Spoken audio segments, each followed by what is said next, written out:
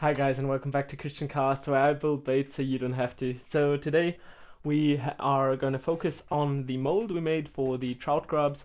We're going to be sanding them off a little bit just to get out any stringing that we have got in the form itself. So I go along with one of my sharp corners of the sanding blocks and just clear out all the channels and everything that we don't have any resistance. We are going to cast this today with a silicon mix from LURIQS. They call it LURIGUM. They sent it to me and I was really happy. You can harden it by room temperature for about 60 minutes, and if you actually pop it in your oven, you can harden the baits fully in 8 to 10 minutes on my experience. And also they say around 8 minutes, so I always leave it in a little bit longer to make sure they are cured completely, and which is one thing that is really cool about this lure gum. There are no fumes emitted or anything, and you can actually cast them in a 3D printed mold very well. So we'll be doing it with these today because they are a bit softer than the other silicone I use for the tails of my swim and glide baits. I think this is beneath 15 that I know, so it's going to be around 10, maybe a little bit less shore hardness. And we are also going to do a second variant of the trout grub once the mold works well with this silicon mix that I ordered off Amazon, and we're just going to compare the two silicons to each other to see which one actually moves better, because I am actually thinking that this will go a lot better because it is not as stiff and you have more movement also in the tail. So that's what we're going to be focusing on today. We're going to be casting with this mix. I'll quickly prepare the mold itself, and in the outro, as I said, we're going to be casting in two colors. We're going to do one color green first, fill the mold completely, and then we will add a second color that we can actually see how the flow is through the whole entire form, because through that we can actually learn a lot for the following form that we're going to do, because I am really interested to see that, and it is a way you can optimize how you actually fill your forms and how you place the air vents and the material intakes. So I'm really interested how it's going to go, and I'm going to set you guys up and we'll straight away start adding the screws, tightening everything, start casting, and then we'll see what we are able to create with our 3D printed mold. So as you see, I have pre-mixed our silicon right here, and we won't be using any holding tools here, just to see how the mold performs. Otherwise I might add a second screw somewhere in the middle there if it is able to. So now we'll just draw up our silicon mix with the syringe,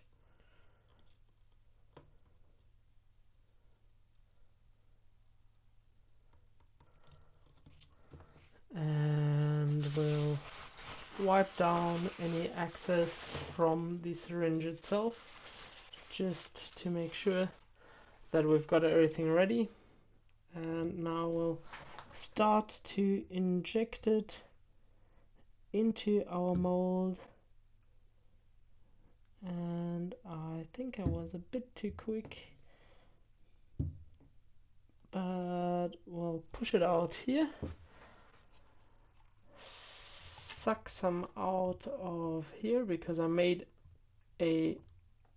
more than actually is needed, that we can push through liquid and get rid of any air in the form itself. At least that's what I am hoping for.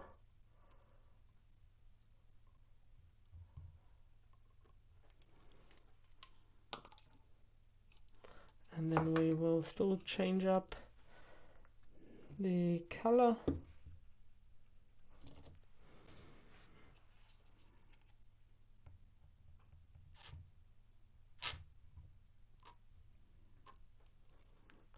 So you won't have to do this each time. I'm just doing it that we really clear out the mold of any excess air and prepare it for the next color, because I'm really interested to see how this works and where we put our liquid actually once we are finished with the casting.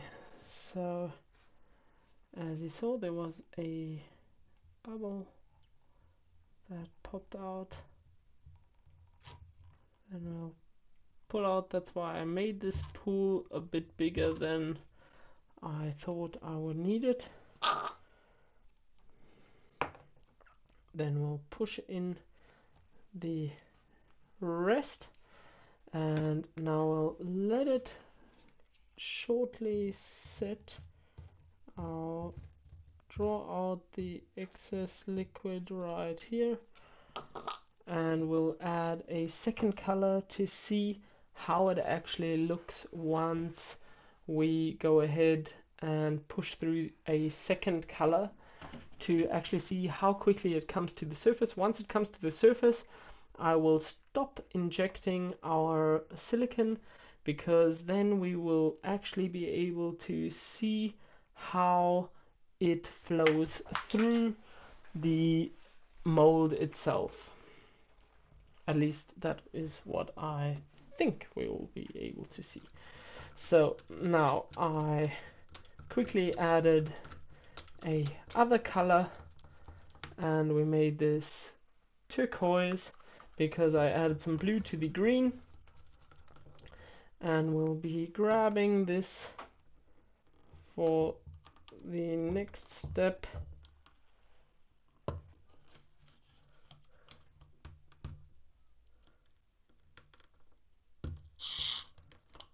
And we'll see that we are very gentle and slow to maybe be able to see how it flows through the mold. So we see there's still a lot of green, and we've got our first blue hit. That means we most probably are already mixing through the top port. So we'll actually just go ahead and still push in a little bit more, and now we are really blue. So we'll leave it at that. I will maybe still make a little soft bait from the rest of the silicone that I've got already prepared, and I'll get you guys back once we start the demolding process and actually look into what we were able to make and if the form actually worked as we wanted. So that's going to be something really exciting. I've never done something like this, and I really have no idea if it worked, or if we've got a lot of enclosures, a lot of bubbles, or anything in that direction. But we'll see together once I demold it. So, welcome back.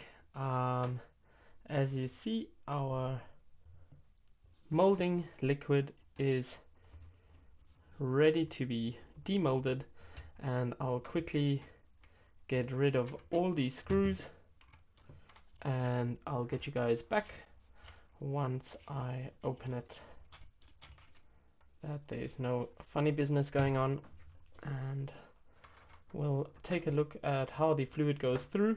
I actually straight away noticed that I made a mistake designing this mold, but we'll go into that once I see what we are working with.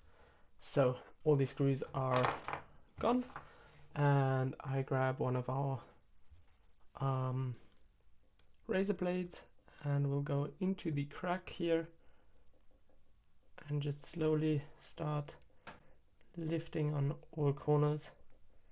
We see that there is a little bit of seepage right there. This is always the most exciting part of doing a cast.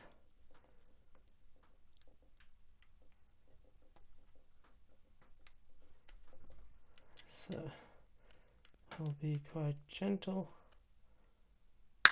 Oops, that often happens if you twist too much. So now we've got this gap up a little bit more, and I'll grab a screwdriver and slowly start going along the edges. And now it is pretty much ready.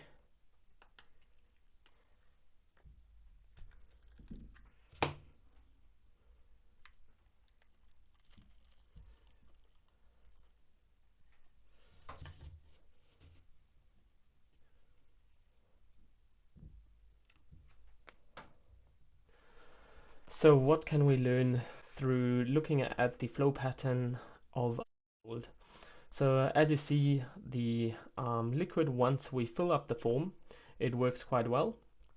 But there is something we will change with the future mold. I'll actually do a reprint of this mold because the liquid, once it is full, always goes the way of the least resistance. So that's the same with water, with this silicon-based casting material. So you actually see through doing the diameter of the intake towards our Trout Grub, we have actually added these all in the same size. Through adding them with the same size, the liquid won't go towards the last lure in our mold because the resistance going through the top one is less than pushing through to the last. So we will do that quite easily with reducing this and this diameter. So we'll be going the smallest for the first lure, somewhere in the middle for the second lure, and the biggest for the lure at the bottom. With that, we're actually going to hope that once we add a second color for our lure, we will actually have a flow that goes through all parts. Through that, we can flush out all bubbles in the mold. But I am actually really happy with how they look in general. So I'll actually keep them in the mold, and we'll meet maybe at the river, and we'll take one out and test it. We also see that the lure at the top is flushed the best, so there are no air bubbles and no inclusions. So that is due to more material being able to pass through here and take with any air bubbles that are in the mold itself. So that's why we are going to do the change towards the intakes of our mold, but it's something really cool that you can see. And yeah, so we're going to do that, update our mold, maybe do a second cast. I'll then also take you guys with on the changes that I made, and we'll just do another short video maybe next week towards the new updated version to see if it helped to reduce the diameters of the two above lures. So I'll get you guys back for the outro, and I'll clean these up then, and then we'll meet up and maybe still test them. I've straight away got a hook here that if we place along our lure right here, we see about where it comes out, which I am also very happy with. So this is actually quite cool, and I'm really glad it worked as well as it did. So we'll see each other for the outro just in a moment. Hi guys, and welcome back to the outro. So as you saw, we had a little bit of a problem also during the casting. We saw that the liquid itself doesn't push fast further into the third Trout Grub, and that is due to the same diameter of the intakes of all the lures. So that is something that I could have thought of before, because liquids always go the way of the least resistance, and through the form being filled already, once placing the new liquid in, it won't push past the first intake. So in the future model I am going to design next week and print and also cast straight away. So it's going to be a 3-parted small series. As I mentioned, this is going to be a little series kind of thing.